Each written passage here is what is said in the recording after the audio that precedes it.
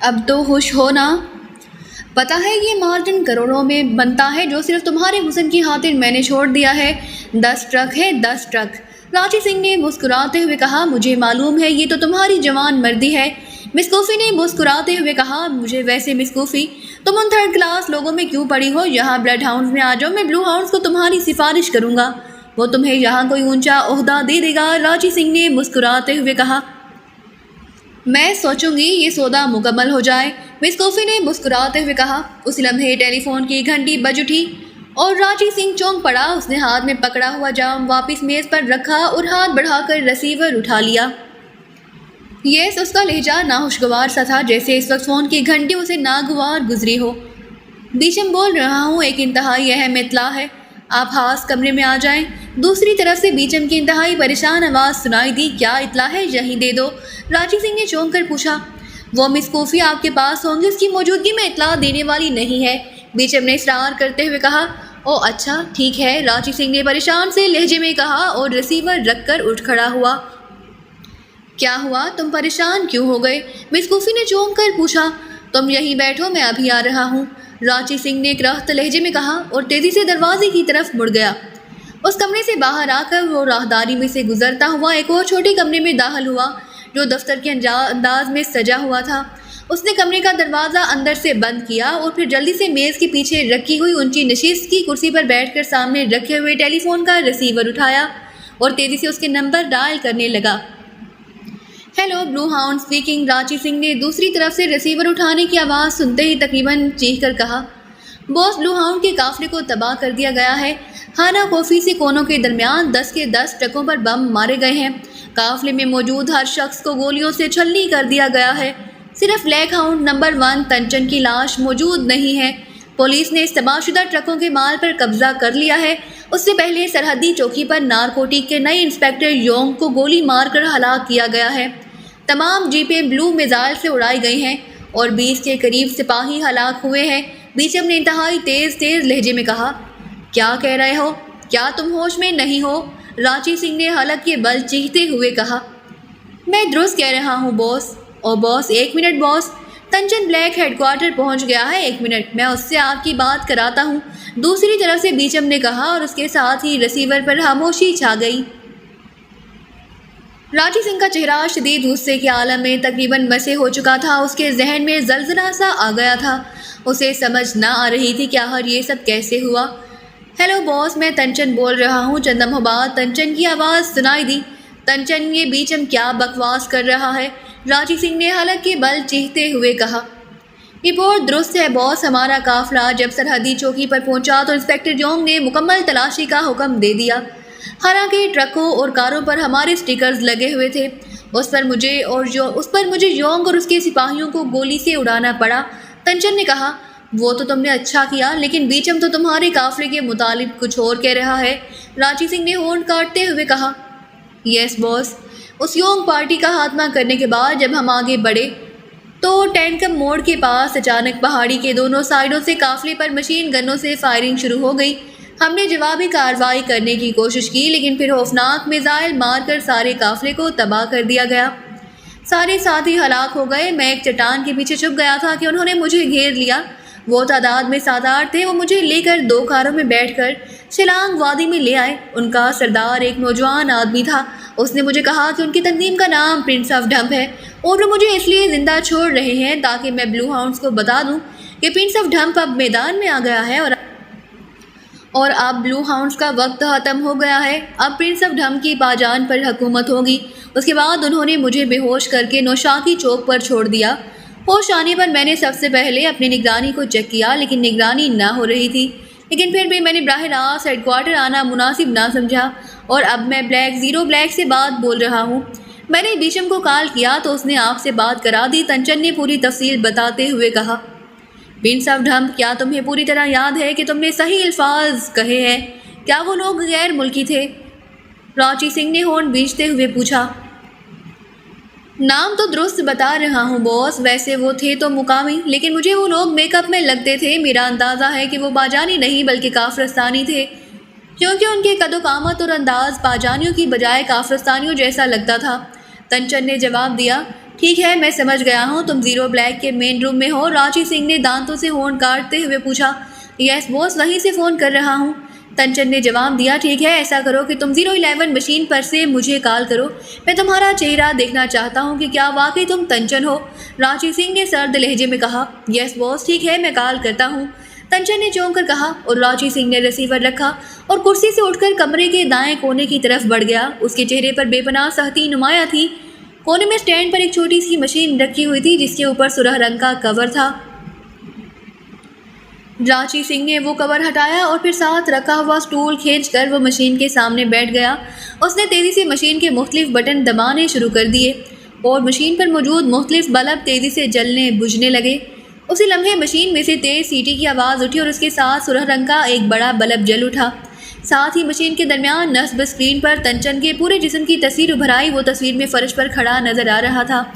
راچی سنگھ نے جلدی سے 2-3 اور بٹن دبائے تو تصویر پر بڑی ہوتی گئی اور چند لمحوں بعد اسکرین پر ایک سرخ رنگ کا نقطہ جل اٹھا اور ساتھ ہی مشین سے ٹو ٹو کی آوازیں نکلنے لگی۔ نقطہ تنچن کے عین پیٹ کے اوپر جل بجھ رہا تھا۔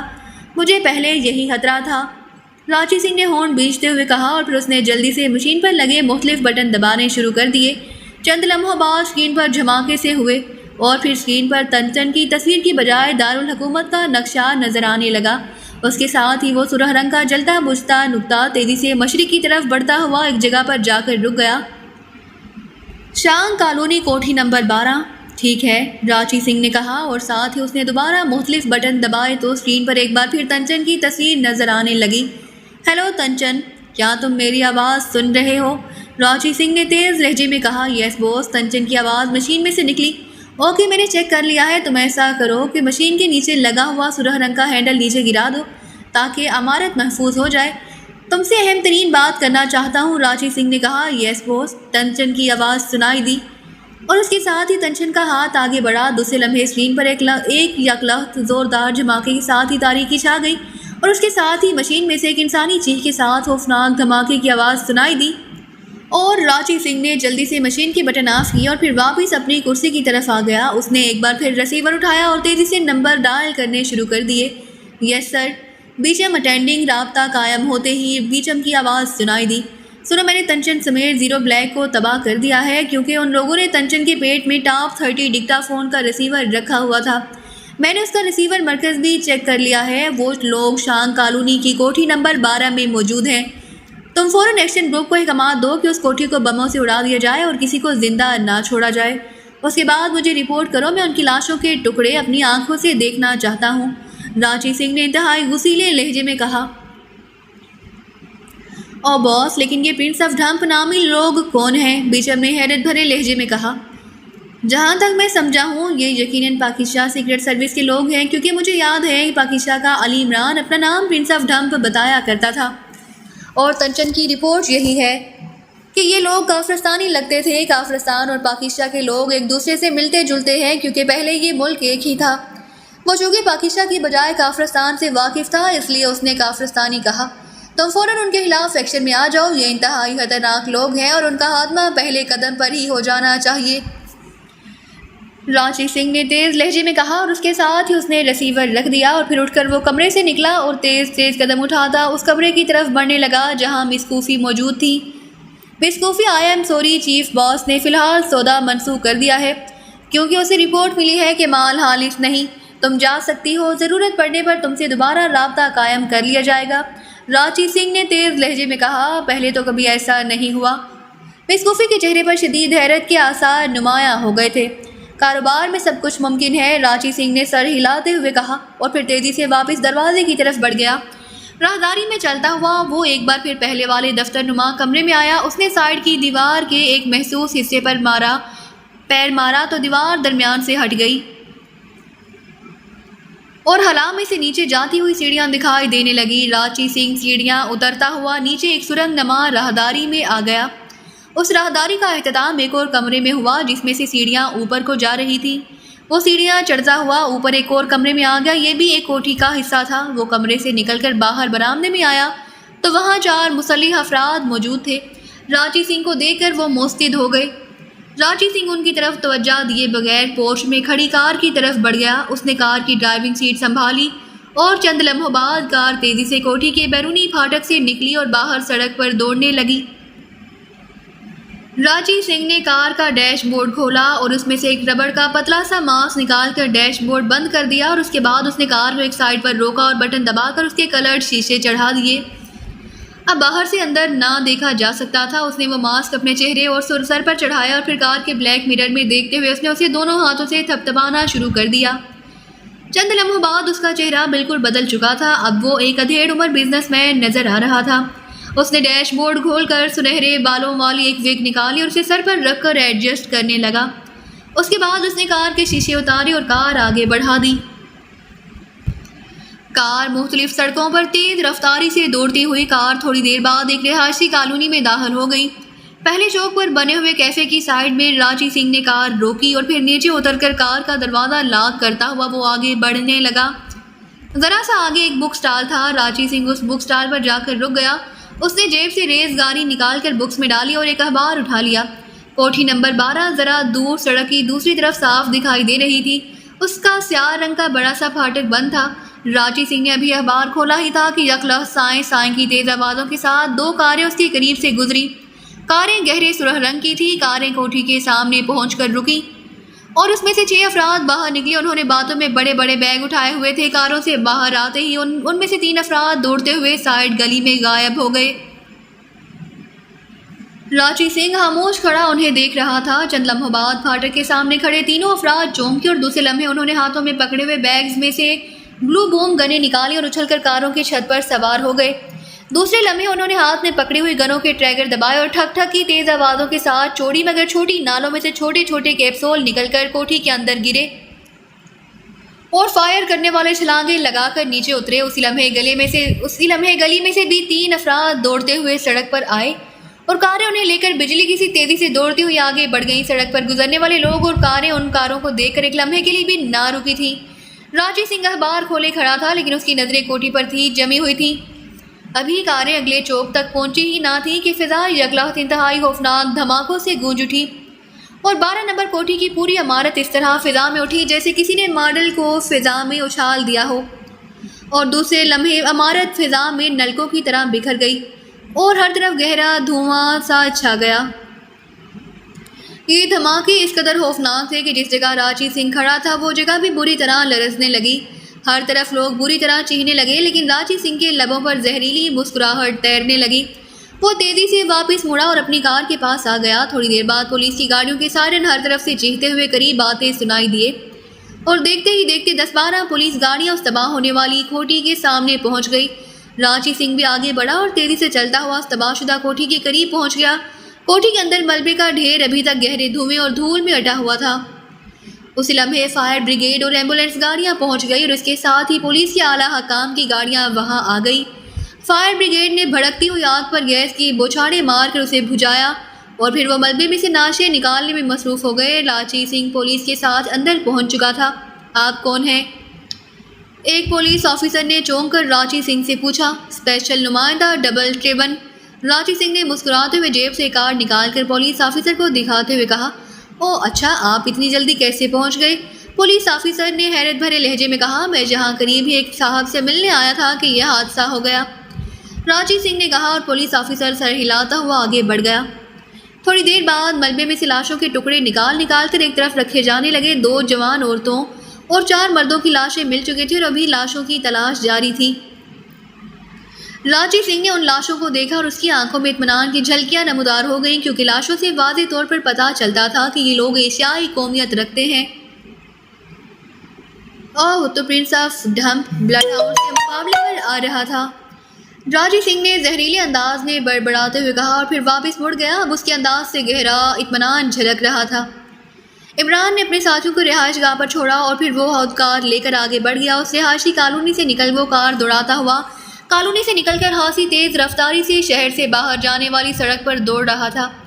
تھوڑی دیر بعد وہ کار کو سائڈ پر لے جانے والی ایک کوٹھی ایک چھوٹی سڑک پر لے آیا۔ اس سڑک کا اختتام ایک چھوٹے لیکن جدید انداز کے دیہی فارم پر ہوا۔ فارم کا پھاٹک کھلا ہوا تھا۔ عمران کار اندر لیتا گیا۔ برآمدے میں ایک پاجانی نوجوان کھڑا تھا۔ اس کے کاندھے سے مشین گن لٹکی ہوئی تھی۔ عمران کار سے اترا اور تیزی سے دوڑتا ہوا برآمدہ پار کر کے ایک چھوٹی سی راہداری سے گزرتا ہوا ایک بڑے کمرے میں داخل ہوا۔ وہ نوجوان بھی اس کے پیچھے چلتا ہوا اندر آ گیا۔ عمران جلدی سے کمرے کے کونے میں رکھی ہوئی مشین کی طرف بڑھا۔ اس نے جلدی سے مشین کے مختلف بٹن دبائے تو مشین میں زندگی کے آثار پیدا ہوئے اور اس کی اسکرین پر دھماکے سے ہوئے، اور پھر اس پر ایک آدمی کی تصویر ابھر آئی جو انتہائی تیز رفتاری سے فٹ پاتھ پر چلتا ہوا جا رہا تھا۔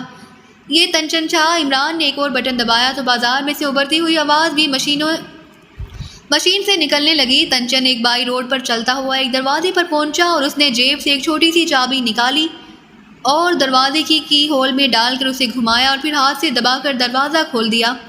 اب اس مکان کے اندر کا ماحول اسکرین پر ابھر آیا۔ یہ ایک چھوٹا سا فلیٹ تھا جس میں کوئی اور آدمی نہ تھا۔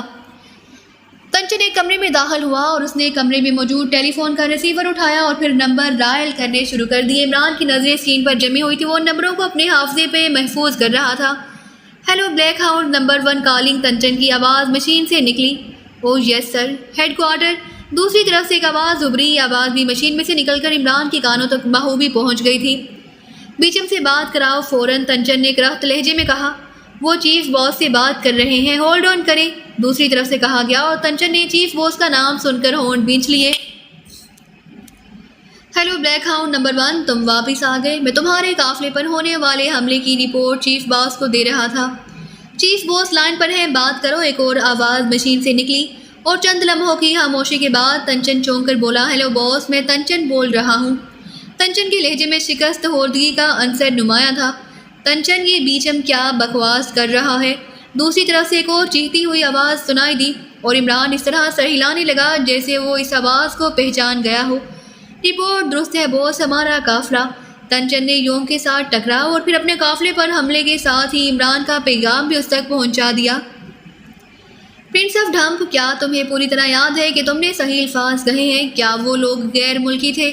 دوسری طرف سے چیف باس کی آواز سنائی دی، نام تو درست بتا رہا ہوں باس، ویسے وہ تھے تو مقامی، لیکن مجھے وہ لوگ میک اپ میں لگتے تھے۔ میرا اندازہ ہے کہ وہ پاجانی نہیں بلکہ کافرستانی تھے، کیونکہ ان کی قد و قامت اور انداز پاجانیوں کی بجائے کافرستانیوں جیسا لگتا تھا۔ تنچن نے جواب دیا اور عمران اس کی ذہانت کی دل ہی دل میں داد دینے لگا۔ ٹھیک ہے، میں سمجھ گیا ہوں، تم زیرو بلیک کے این روم میں ہو۔ دوسری طرف سے کہا گیا، یس باس، میں وہیں سے فون کر رہا ہوں۔ تنچن نے جواب دیا، ٹھیک ہے، ایسا کرو کہ تم 011 مشین پر سے مجھے کال کرو، میں تمہارا چہرہ دیکھنا چاہتا ہوں کہ کیا واقعی تم تنچن ہو۔ دوسری طرف سے کہا گیا، اور عمران نے ایک بار پھر داد بھرے انداز میں کہا، یس باس، ٹھیک ہے، میں کال کرتا ہوں۔ تنچن نے کہا اور ریسیور رکھ کر وہ تیزی سے چلتا ہوا کمرے کے کونے میں رکھی ہوئی مشین کی طرف بڑھ گیا۔ مشین پر پڑے ہوئے کور کو اس نے جیسے ہی ہٹایا تو عمران بری طرح چونک پڑا۔ نوشن، جلدی سے ڈگنو میٹر لے کر آؤ، جلدی کرو فوراً۔ عمران نے مڑ کر پاس کھڑے ہوئے نوشن سے کہا۔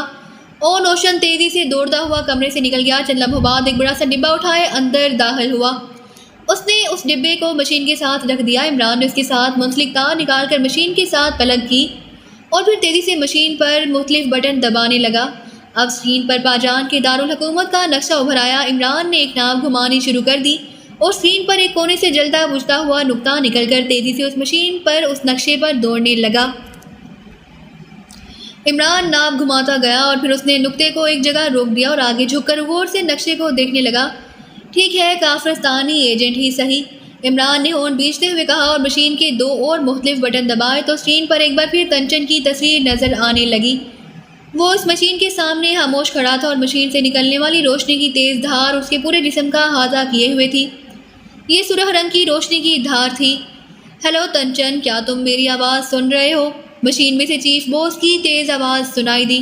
یس باس، تنچن نے جواب دیا۔ اوکے، میں نے چیک کر لیا ہے، تم ایسا کرو کہ مشین کے نیچے لگا ہوا سرخ رنگ کا ہینڈل نیچے گرا دو تاکہ عمارت محفوظ ہو جائے۔ میں تم سے اہم ترین بات کرنا چاہتا ہوں۔ چیف باس کی آواز سنائی دی۔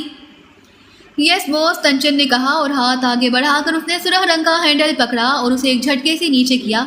اس کے ساتھ ہی عمران کے سامنے موجود مشین کی اسکرین یکلوت ایک دھماکے سے تاریک ہو گئی۔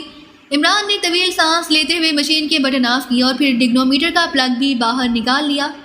کیا ہوا؟ پیچھے کھڑے نوشن نے حیران ہو کر کہا۔ تنچن ماں اس فلیٹ کے ہوا میں اڑ گیا، عمران نے کہا، اور پھر واپس تیزی سے دوڑتا ہوا کمرے سے نکل کر پورچ میں کھڑی اپنی کار کی طرف بڑھا۔ اس نے کار سٹارٹ کی اور دوسرے لمحے کار مڑ کر آندھی اور طوفان کی طرح بھاگتی ہوئی چھوٹی سڑک پر دوڑنے لگی۔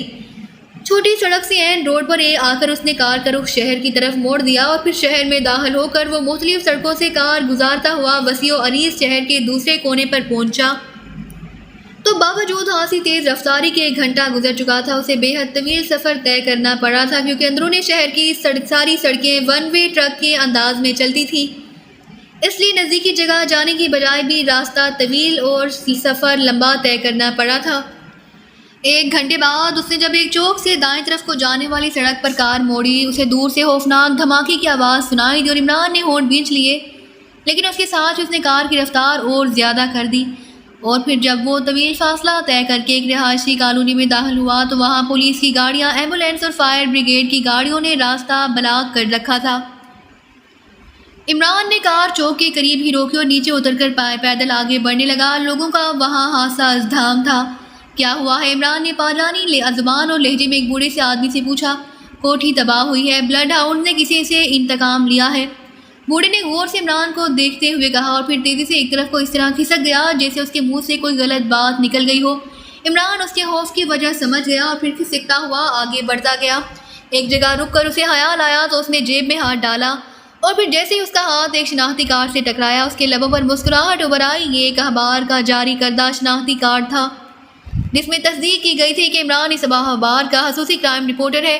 عمران کو پاجانی معاشرت کے بارے میں علم تھا کہ جہاں اخبار سے متعلق لوگوں کو انتہائی قدر کی نگاہ سے دیکھا جاتا ہے، اس لیے اس نے جہاں پہنچتے ہی ایک شناختی کارڈ اٹھا لیا۔ کارڈ کے مطابق اس کا تعلق پاجان کے سب سے مشہور اخبار ڈیلی نیشنل سے تھا۔ عمران کا نام بے چونگ تھا۔ عمران نے ایک پولیس مین کو کارڈ دکھایا تو اس نے سر ہلا کر راہ سے آگے جانے کی اجازت دے دی اور پھر اس کارڈ کی وجہ سے وہ حادثے کے مقام پر پہنچ گیا۔ چند لمحوں بعد جب اسے پتہ چلا کہ کوٹھی میں سے 6 افراد کی لاشیں ملی ہیں جن میں 2 عورتیں اور 4 مرد تھے اور یہ 6 کے 6 کافرستانی سیاح تھے تو عمران نے ہونٹ بھینچ لیے۔ اس نے ڈگنومیٹر کے ذریعے جان بوجھ کر اس کوٹھی تک راچی سنگھ کی رہنمائی کی تھی کیونکہ اسے معلوم تھا کہ یہ کوٹھی کو کافرستان سیکرٹ سروس کا خفیہ اڈہ تھی، لیکن جہاں اس کے خیال کے مطابق صرف ایک آدمی رہتا تھا، لیکن اب 6 لاشیں ملنے کا مطلب تھا کہ عمران کی نہ صرف توقع غلط ثابت ہوئی ہے بلکہ اس کی وجہ سے 6 انسانی جانیں بھی ضائع ہوئی ہیں۔ عمران نے تنچن کو جس مشین کے ذریعے سامنے کھڑے ہوئے دیکھا تھا اس کی ساعت دیکھتے ہی وہ سمجھ گیا کہ یہ مشین ہر قسم کے ڈکٹا فون کی موجودگی کو نہ صرف چیک کر سکتی ہے اور عمران نے اس لیے ڈگنومیٹر کی مدد سے ریسیونگ مرکز کا تبدیل کر کے اس کا ٹارگٹ اس کوٹھی کو ظاہر کیا تھا۔ اس کا مقصد یہ تھا کہ بلڈ ہاؤنڈ لازماً یہاں چھاپا مارنے آئیں گے اور وہ زیادہ سے زیادہ یہاں موجود کافرستانیوں کو اغوا کر کے لے جائیں گے، لیکن اس دوران عمران وہاں پہنچ جائے گا اور پھر ان کا تعاقب کر کے وہ ان کا مین سینٹر چیک کرے گا، لیکن بلڈ ہاؤنڈز اس کی توقع سے کہیں زیادہ شفاف نکلے۔ انہوں نے اغوا اور پوچھ گچھ کے چکر میں پڑنے کی بجائے فوری کارروائی کی اور کوٹھی کو ہی بموں سے اڑا دیا۔ اس طرح ذرا سے توقع کے خلاف کام ہونے پر 6 انسانی جانیں پلک جھپکنے میں بھی ضائع ہو گئی اور اس کے ساتھ عمران کا اصل مقصد بھی پورا نہ ہو سکا کیونکہ اب وہاں دھماکے کرنے والے یا ان کی نگرانی کرنے والے اگر افراد موجود بھی ہوں گے تو لوگوں کے اس ازدحام میں وہ انہیں پہچان نہ سکتا تھا۔ اسے فیصلہ طے کرنے میں کافی وقت لگا تھا۔ راچی سنگھ، تمہیں ان انسانی جانوں کا حساب دینا ہوگا، عمران نے بڑبڑاتے ہوئے کہا اور پھر وہ واپس مڑ گیا۔ تھوڑی دیر بعد وہ کار دوڑاتا ہوا واپس شہر کی طرف جا رہا تھا۔ اچانک اسے وہ فون نمبر یاد آ گئے جو تنچن نے ہیڈ کوارٹر بات کرنے کے لیے ڈائل کیے تھے۔ عمران نے ایک پبلک بوتھ کے پاس کار روکی اور پھر نیچے اتر کر اس نے انکوائری کے نمبر ڈائل کیے۔ یس انکوائری۔ دوسری طرف سے ایک نسوانی آواز سنائی دی۔ میرے پاس ایک فون نمبر ہے جو میرے دوست نے مجھے دیا تھا لیکن میں اس کا پتہ بھول گیا ہوں اور اس نمبر پر دوسری طرف سے کوئی فون نہیں اٹھایا جا رہا، اس لیے پلیز اس نمبر کی لوکیشن بتا دیں۔ عمران نے بڑے منت بھرے لہجے میں کہا، ضرور جناب، فون نمبر بتائیں۔ دوسری طرف سے لڑکی نے کہا اور عمران نے اسے وہ فون نمبر بتا دیے جو اس نے تنچن کو ڈائل کرتے ہوئے دیکھا تھا۔ مسٹر، آپ کے دوست نے یقیناً آپ سے مذاق کیا ہے، یہ نمبر تو ایمرجنسی لنک بوتھ کے ہیں جو راڈش روڈ پر نصب ہے۔ لڑکی نے چند لمحوں بعد جواب دیا، ایمرجنسی لنک بوتھ، یہ کیا ہوتا ہے؟ عمران نے حیرت بھرے لہجے میں کہا کیونکہ یہ نام اس نے پہلے نہ سنا تھا۔ آپ شاید باہر سے آئے ہیں۔ حکومت پاجان نے ہر طرف ہر مصروف علاقے میں اس قسم کے لنک بوتھ قائم کیے ہیں جہاں ایک آدمی تعینات رہتا ہے۔ اگر اس علاقے کا کوئی نمبر خراب ہوتا ہے تو اس لنک بوتھ کے ذریعے اس آدمی تک پیغام پہنچایا جا سکتا ہے۔ یہ ایمرجنسی کی صورت میں استعمال کرنے کے لیے ہوتا ہے، دوسری طرف سے کہا گیا اور اس کے ساتھ ہی رابطہ ختم ہو گیا۔ ایمرجنسی لنک بوتھ گڈ، اچھا منصوبہ ہے، عمران نے بڑبڑاتے ہوئے کہا، اور پھر اس نے سکے ڈال کر دوبارہ نمبر ڈائل کیے تو اس نے انکوائری کو بتائے تھے۔ Yes, emergency link booth number 4 please. دوسری طرف سے ایک آواز سنائی دی، بیچم سے بات کرنی ہے۔ عمران نے منہ بناتے ہوئے جواب دیا، بیچم، اس کام کا تو کوئی آدمی اس رینج میں نہیں رہتا، مزید تفصیل بتائیے، دوسری طرف سے کہا گیا، اور عمران نے بغیر کوئی جواب دیے ریسیور رکھ دیا۔ اس کی پیشانی پر سلوٹیں سی ابھر آئی، وہ سوچ رہا تھا کہ یا تو درمیان میں کوئی چکر بازی موجود ہے یا پھر اس نے غلط نمبر سمجھے ہیں، لیکن اسے اچھی طرح یاد تھا کہ تنچن نے یہی نمبر ڈائل کیے تھے اور دوسری طرف سے ہیڈ کوارٹر کہا گیا تھا، لیکن اب یہ نمبر ایمرجنسی بوتھ کے تھے۔ بہرحال جو کچھ بھی تھا، یہ کلیو بھی ہاتھ سے نکل گیا تھا۔